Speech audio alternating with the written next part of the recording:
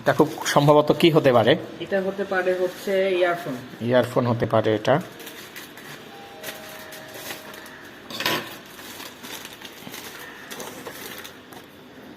এটা কি ওয়্যারলেস?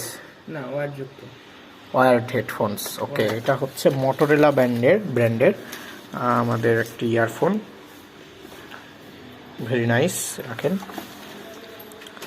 এর পরের মিষ্টি বক্স, এটাও ইয়ারফোন, সেম কোয়ালিটি ইয়ারফোনই।